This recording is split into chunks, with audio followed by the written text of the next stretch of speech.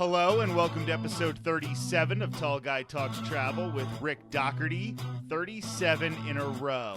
Of course, I'm your host, Rick Doherty. On October 1st, Walt Disney World started its 50th anniversary celebration. With that in mind, Marissa from Chicago and I spent the previous two episodes counting down 40 of our favorite things about Walt Disney World. Well, today is the finale of that trilogy. This is our Return of the Jedi. In this episode, we rank our top 10 favorite things at Walt Disney World. We've had so much fun coming up with and debating our rankings, and I hope you've had as much fun hearing them. Before we get started, I just wanted to remind you that I am an authorized Disney vacation planner with Ear to There Travel. My services are always 100% free to you, and a $200 deposit can lock in your next Walt Disney World or Disneyland vacation. I also work on Disney Cruise Line, Adventures by Disney, Alani, Universal Orlando Resort, Universal Hollywood, and almost any other travel location you could want. Using me as your travel planner really helps the show, and you can have as much or as little control as you would like. Contact me at rick@eartotheretravel.com, rick@eartotheretravel.com, or 727-507-3123, 727-507-3123. Right now, let's welcome back Marissa from Chicago. How are you doing today, Marissa? I am fabulous. How are you doing? I am excellent. Today we are continuing our 50 favorite things at Walt Disney World in honor of Walt Disney World's 50th anniversary. So now, Marissa, now that we're getting into our top 10, let's go back and forth with each one because we might have to discuss each of these things a little more than we were discussing the first 40 on our list. So what is your number 10? So my number 10 is the Wilderness Lodge Fireplace Nooks. So the little places up on the upper floors where you can go, and they have little nooks carved into the hallways. They have real, actual fireplaces and little couches and a little table. And it's so cozy and wonderful, and you feel like you're in a lodge and not in like 90-degree Orlando, Florida. It's perfect. The last time I stayed at Wilderness Lodge, I stayed up till 2 o'clock in the morning reading a book in the lobby sitting in front of the big fireplace. I was all by myself. I just brought a couple sodas and I sat there with a book and read, and it was one of my most memorable experiences at Walt Disney World in my entire life because my wife Courtney was just back in the room sleeping, getting ready for another theme park day. And I was sitting there enjoying the most beautiful atmosphere. I can't say enough about how good of a selection that was. As a matter of fact, you'll see in a couple minutes exactly how good of a selection I thought that was for you. Ooh. But number 10, I have the welcome signs. Oh, that's fantastic.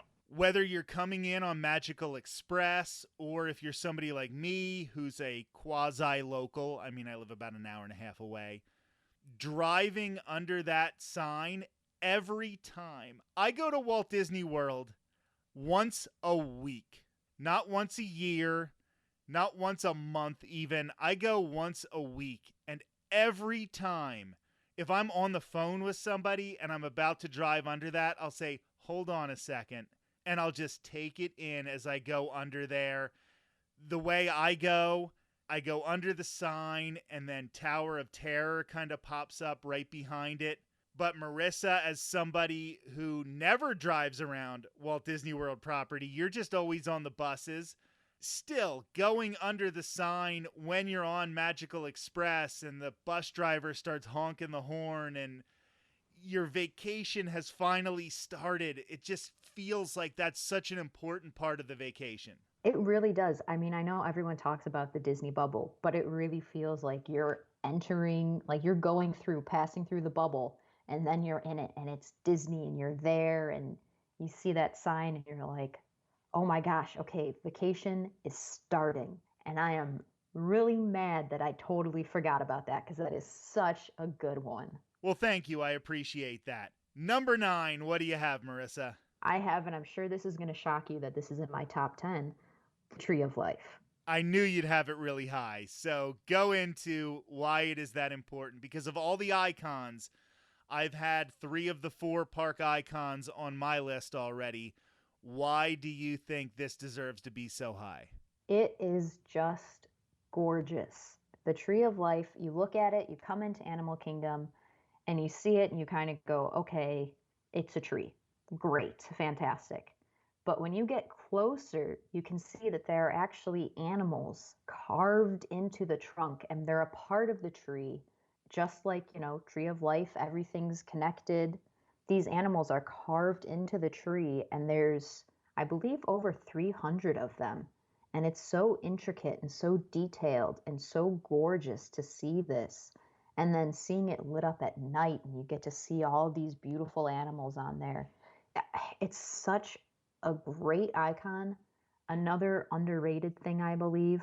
Very worth taking the time to actually look at those animals. And it's a lot of fun. It's a lot of fun to go with your friends and be like, oh, there's a lion. Oh, wait, there's a snake, and see what you can find. And I know we've talked about this before, how you'll stand there as you walk in and you first see it for the day and you take picture after picture after picture of it. And you're like, this is so gorgeous. And you keep taking pictures and pictures and pictures. And then you go about your park day and you make it into Africa and you're walking from Africa over to Asia. And you're like, it's even prettier here. You get a better view from behind the Tree of Life than you do in the actual reveal. And you thought you had seen it at its best. But oh no, like Cinderella saving the best for later, closer to midnight. It is such a beautiful icon. I definitely agree that it should be at least close to this high on the list. For my number 9, we are staying in Disney's Animal Kingdom with a ride that I think personifies its host theme park better than any ride in all of Walt Disney World, and that's Kilimanjaro Safari.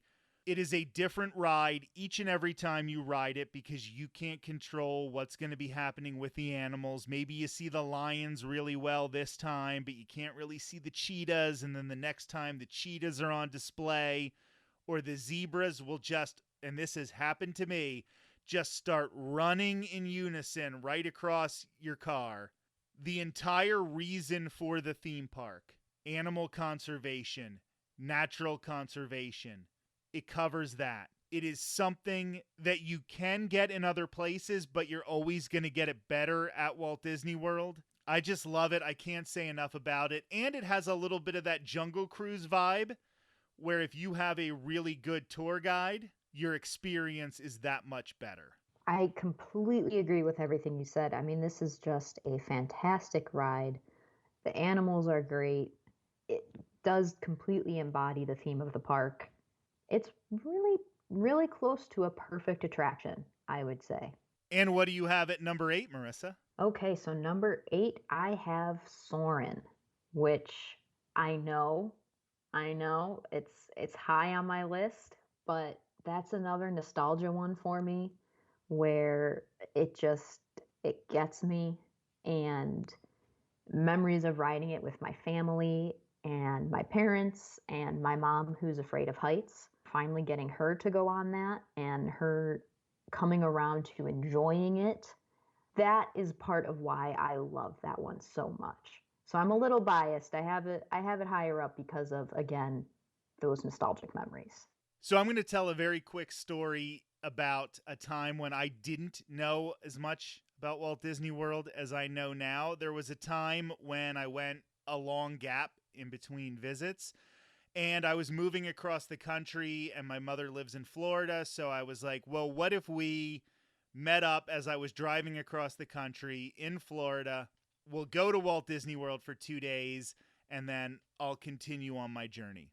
So we did that, and we were in Epcot, and we knew nothing of fast passes and all that kind of stuff.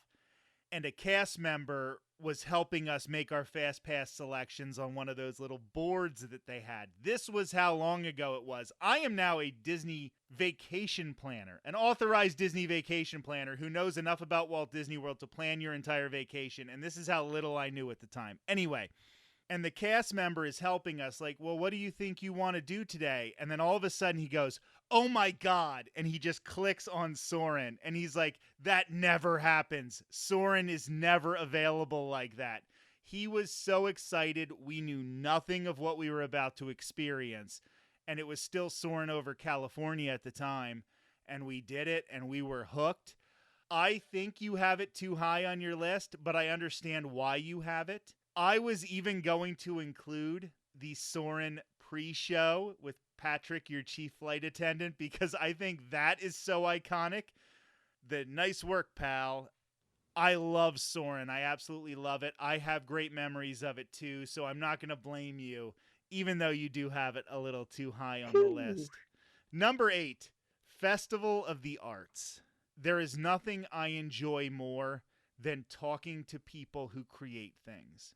And Festival of the Arts will bring in these artists who do great paintings, all this amazing artwork. And sometimes you'll see something and it will just inspire you. And they're, of course, mostly doing Disney stuff, Star Wars stuff.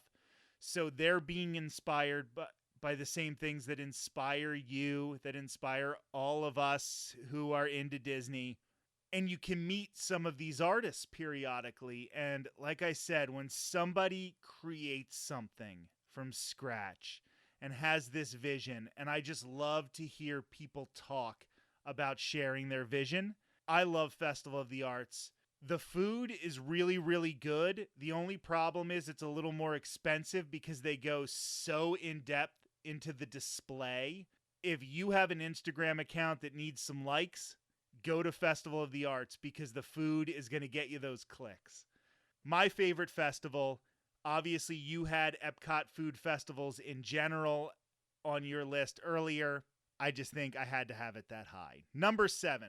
All right, my number 7 is Settli Canteen. So we're keeping the food theme here. I absolutely love it there. I've never had a bad meal. All the food is delicious. They have so many options. It's not standard theme park fare, and it's quick service. So it's a quick, fairly healthy, delicious meal that you can still go ride rides after because you don't feel like kind of gross from a big meal you just ate. I thought you were going to make fun of me a little bit for having Settli Canteen as high as I had it on my list. And I think where you have it, maybe I wouldn't have it as high as you have it. But boy, I can't really argue with it because this is everything a quick service location should be at Walt Disney World. It is not just chicken nuggets and hot dogs and French fries. It is really, really good food. The ingredients are quality. You can taste the quality of these ingredients. The theming is good because it is themed towards Pandora, the world of Avatar. I can't agree with you more. You can mobile order on a very busy day. Maybe you get in line for Flight of Passage. Flight of Passage is an hour wait. You go on your mobile order. You set up a time about an hour from now that your food's going to be ready. You hop right off Flight of Passage. Boom. That was the perfect answer. I can't disagree at all. Thank you. So what is your number 7? Going back to Disney's Wilderness Lodge, and this is the Carrollwood Pacific Room. This is over at the Boulder Ridge section of Disney's Wilderness Lodge, which is the DVC section. But even if you're not DVC, you can still go over there and experience this. Marissa talked about the nooks and crannies with different fireplaces throughout Wilderness Lodge. Well, this room has a fireplace, but it is also dedicated to Walt Disney's love of trains. And there are photos of Walt Disney with trains. There is an actual train that was in Walt Disney's backyard that you can experience. Take an hour, take a half hour, experience this.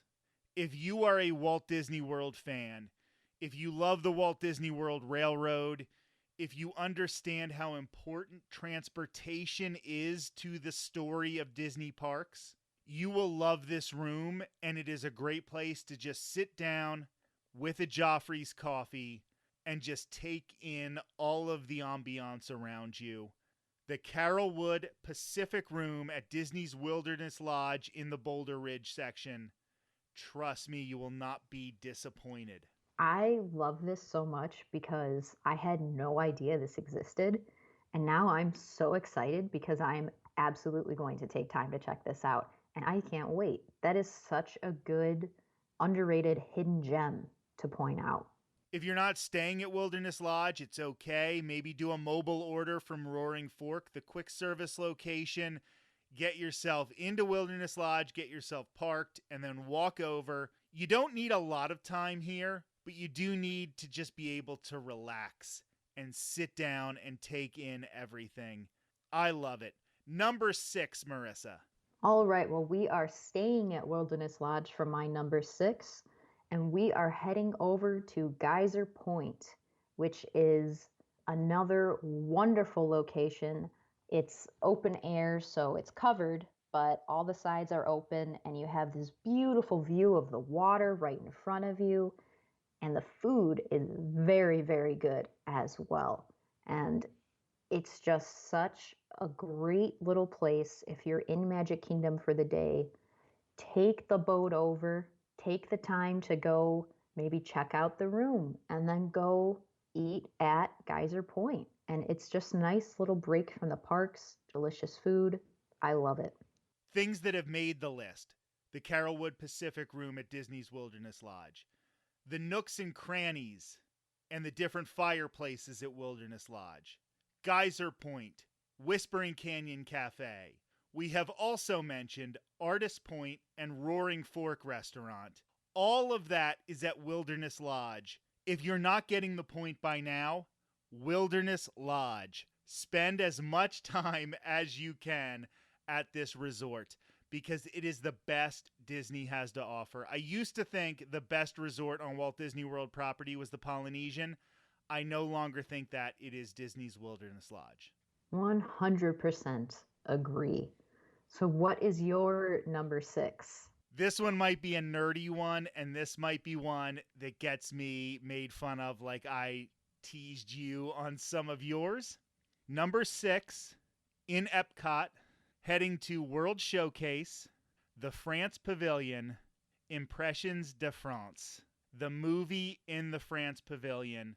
It's going to sound so cheesy when I say this, and I keep running it through my head, and I'm thinking, find a better way to say this.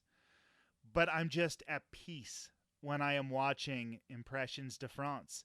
No matter how hectic my day has been in the theme parks, running around all day, and now it only shows later in the day, it only shows at night. This is such a great way to unwind after you've been rushing from ride to ride to ride. It is done so well. And if these World Showcase pavilions are to do anything, it should be to make you want to go to these countries. And there has never been a time where I have been walking out of Impressions de France that I haven't said, I got to get to France as soon as possible. It just sparks that love of a country that I still have yet to visit. I know that I'm going to be going in the next couple years, the good Lord willing, but it has made me want to go here above places that I would have had higher on my list before seeing Impressions de France. And I think that is a testament to how good this movie is in World Showcase.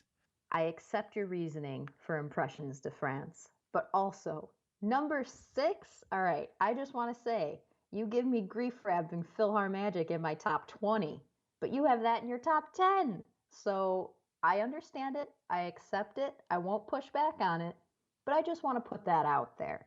Wait till you hear my number 5. Oh, man. All right, so my number 5, I'm just going to hype it up one more time. The Wilderness Lodge lobby. From the big totem pole, the big fireplace, the lights, all the decorations, the way it looks like you're in a log cabin, the little brook running through the lobby that then runs down into the pool. It's got so much to it that just feels like you're somehow transported to this mountain retreat, even though you're a boat ride away from Magic Kingdom. And sitting in the lobby is the best especially when you have the Christmas tree during the Christmas season and all those decorations. The lobby smells so good, which is a total Disney nerd thing to say, but I stand by it. It is without a doubt my favorite resort lobby. I'm currently burning my Wilderness Resort from Magic Candle Company, which tries to replicate and does a very, very good job of replicating, by the way, the smell of the Wilderness Lodge lobby. Listen, you can't say enough about Wilderness Lodge, but we've certainly said a lot about it, so I think I will still move on, but Dynamite Edition. Number 5 for me is something that you had on your list, but much, much before this. I'm sorry, I just love it. It is just so classic. It epitomizes its land so well. And we didn't have it for such a long time, and now it's back. The TTA People Mover. I'm sorry, I know it's one of those Disney nerd things. I know I might as well put the Imagination Pavilion this high, or go back and say, remember when we had Horizons? But I'm still putting it here. TTA People Mover. I love it. It's relaxing, and this is the thing that really pushes it over the top for me. It is a ride. You are still doing something. If you're somebody like me who has to cram something into every minute of their vacation, you feel like you're doing something because you're on a ride, but you're still relaxing and you're just sitting, going around Tomorrowland, but then you go around and see Cinderella Castle make that big reveal. Once again, going back to Walt Disney and his love of transportation and how much transportation is a part of these parks. Seeing Progress City, the original plan for Epcot, everything about it just screams that it has to be this high on the list.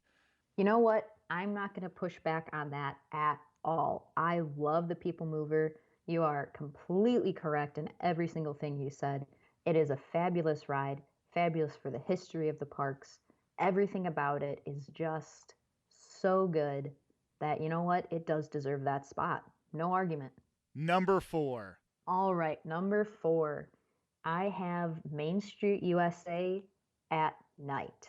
Specifically, there is something so magical, quintessential Disney about seeing Main Street all lit up at night, all the signs, all the lights, coming around the corners, seeing it all lit up, seeing the castle at the end of it. It's just absolutely beautiful. It's wonderful during the day as well, but there's just that added touch of something at night. So before we started doing these lists, Marissa was like, well, what about things that aren't going to be there anymore? Or what about things that recently went away or something like that? And I'm like, no, we shouldn't put Happily Ever After on the list. And that is because Happily Ever After recently ended at Magic Kingdom. But when it did end, I was going a lot more to see Happily Ever After because I wanted to take it in a few more times before it disappeared. And I don't stay at the parks until night a lot anymore. And there was something about the emotion of Happily Ever After, which is a very emotional show, and then turning around and seeing Main Street USA at night and being like, man, this is why I fell in love with this stuff. 100% agree, Marissa. Like, such an excellent choice. So my number 4 is not going to seem as dramatic or as sentimental, because it's not sentimental, because the darn ride's only been there for 2 years. Star Wars Rise of the Resistance. I often say that when they created Haunted Mansion, the Imagineers used every trick in their book that was available to them at the time to create a perfect attraction 50 years ago. The Imagineers did the same thing in 2019 with Rise of the Resistance. You have cast members who are acting, who are playing characters while you're in this ride. You have animatronics. You have a trackless ride system. You basically have 3 different ride vehicles, 3 different ride experiences. You're confronted with iconic imagery from the original trilogy with like AT-ATs or AT-ATs or however you pronounce it. You have characters from the sequel trilogy who are iconic. You're seeing Poe, you're seeing Rey, you're seeing Finn, Kylo Ren. There are moments in this ride that take your breath away, literally.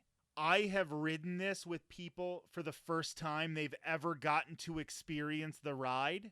And that's my favorite thing about this ride, experiencing it with people for the first time. Just recently, Sarah from Seattle, who's on the show all the time, we were at Disneyland and she rode it for the first time, and just seeing somebody have that experience. I know all the reasons that you had it lower on the list, and I understand them, but I still think, oh, this is so good. Number 3, Marissa. All right, number 3, I'm sure is going to be a big shock for you, knowing how much I love this park. I put Expedition Everest. I absolutely love this roller coaster. It is the perfect amount of thrilling and just plain entertaining. There's something so fabulous about seeing the peak of Everest from the distance and then walking up to it and seeing it get larger. And then as you're getting on the ride, you see the big drop where people are screaming, where it takes your picture. Every part of this ride is so good. The theming, the ride itself, going backwards. It's just such a great experience. I could ride it on repeat. The theme of the queue is that you're getting higher and higher up the mountain, getting ready to go on your expedition. So as you move through the queue, it gets colder because you're supposed to be going higher in elevation. That's all you need to know about the theming of this ride. It is perfectly themed. And I know, as somebody who went to Disney's Animal Kingdom before Expedition Everest was there, it was missing something at the time. It was missing this ride. And now it feels like such a full park. Even before Pandora, Expedition Everest completed this park. Yeah, I totally agree with that. It was missing that experience, and bringing that in just added a whole nother level to Animal Kingdom. So what is your number 3? When you're on a Walt Disney World vacation and you check into your room and you sit down on the bed and you enjoy the television channel at the Walt Disney World resorts that plays Disney music, that tells you when the parks are opening the next day, gives you details about transportation, about food. The television channel at the Walt Disney World resorts is always what made my vacation feel like it had officially started. We can talk about going under the sign, and that's a very important part of it, but just being in your resort and being like, I'm staying on Walt Disney World property, and no matter how many times I do it, it still feels special, and I love that channel. It just is such an important part of a vacation for me. You are completely right. That's a huge part of the vacation, and actually, I'm not kidding. Earlier today, I was sitting and I was doing my work, and I thought, oh, I can't wait to be in my room and turn on that channel, because it really is just that little extra bit of magic. So that was a really, really good one. Wow, we are in our top 2 now. Really, really rarefied air. Number 2, Marissa, what do you have? Number 2, it's kind of sentimental for me personally, but not really sentimental in general. Big Thunder Mountain Railroad. I love this ride so much. It is such a perfect ride, start to finish, and it's actually the first roller coaster I went on as a kid. And I remember it. I remember getting on this ride and being so scared because I didn't know what was going to happen, and it was a real roller coaster, and just loving every second. And I have ridden it countless times since then, and I still love every second. Marissa, I can't agree with you more. And do you want to know how much I can't agree with you more? My number 2 is Big Thunder Mountain Railroad. It is no surprise to anybody who listens to this show that it is my favorite ride at Walt Disney World.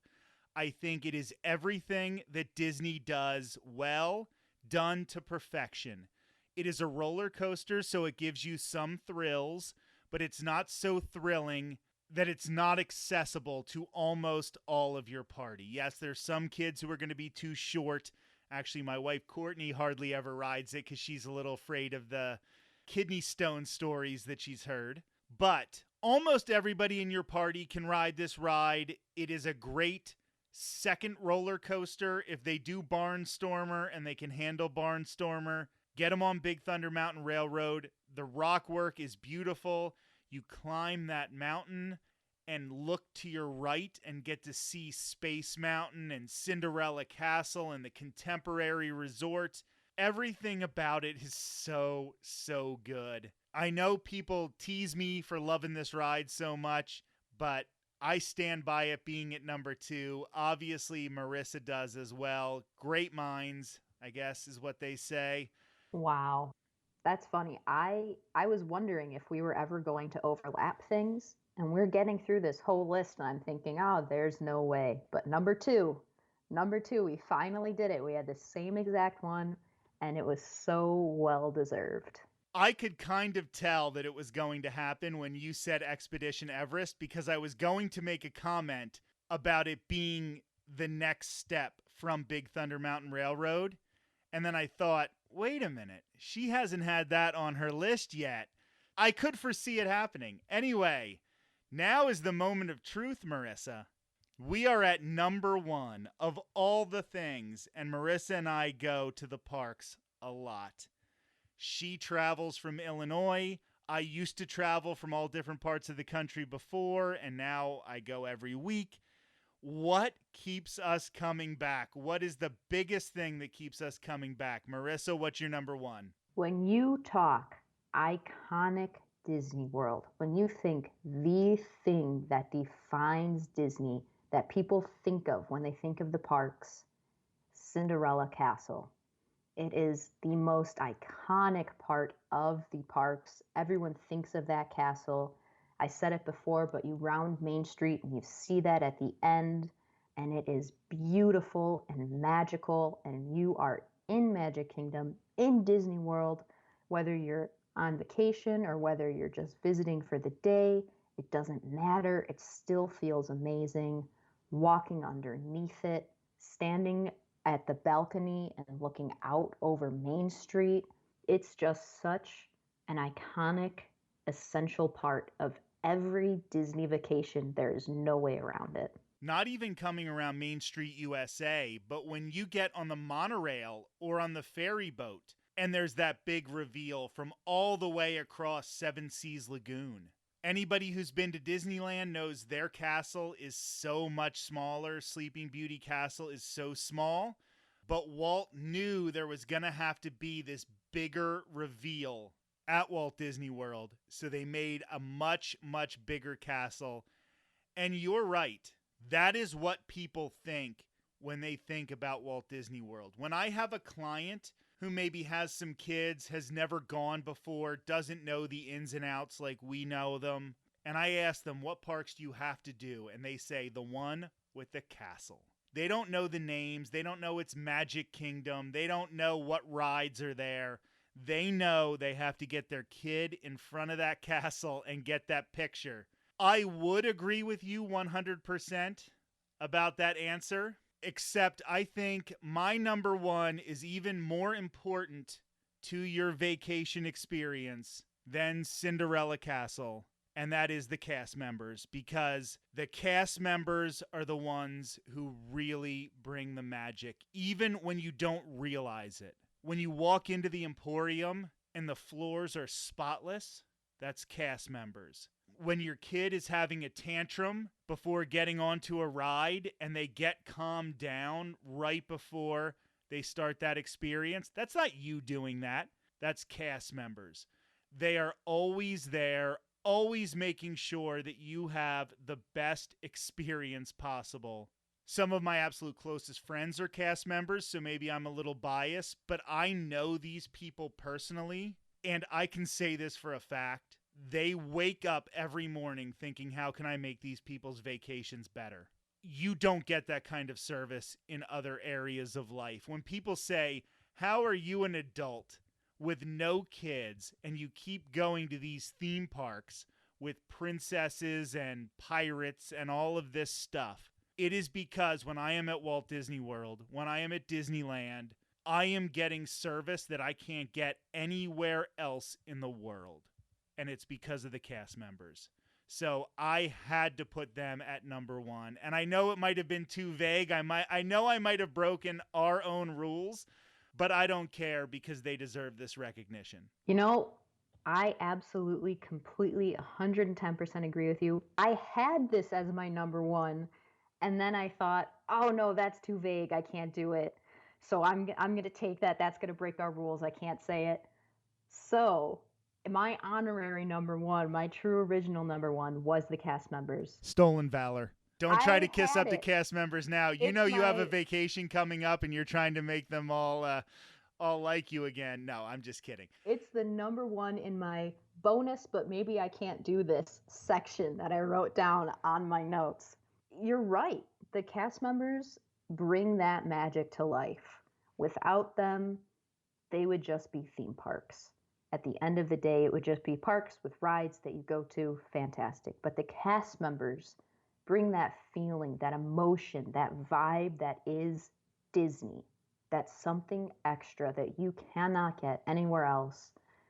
They put so much work in every single day, and they do not get nearly the amount of recognition and appreciation for it because, like you said, they are the ones creating that magic, calming down kids, making your day just a little bit better.